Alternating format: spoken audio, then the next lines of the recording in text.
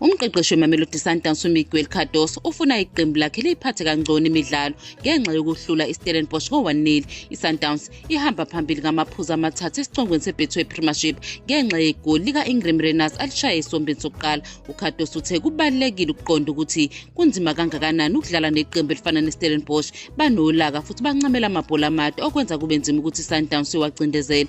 uCardoso ubona sengathi iSundowns icindezele kahle emzuzwini yokuqala engu-30 kodwa bakuthola kunzima ukugcina lelo zinga. Bathola amathuba amaningi kodwa bakwazanga ukushaya igoli lesibili. uCardoso ujabula ukubona abadlali abangadlali kakhulu bekhuphuka kodwa uxwayise ngokuthi badinga ukulawula imizwa yabo kangcono ukuze baqede imidlalo. Ucabanga ukuthi iSundowns ibingahamba phambili ngamaphuzu amaningi ngesikhathi sekhefu kodwa kujwayelekile ukuthi elinye iqembu libuye ngamandla ngesombe sesibili. Ujabule ngokuzinikela kweqembu kanye nokudlala kwabo ezindaweni eziqinile, bahlale besondelene. Nokho ukholelwa ukuthi badinga ukulawula imizwa yabo futhi bathole isikhathi esifanele sokuqeda umdlalo. uCardoso ubona sengathi bebengaqeda umdlalo kusenesikhathi esikhundleni sokulinda indweba yokugcina.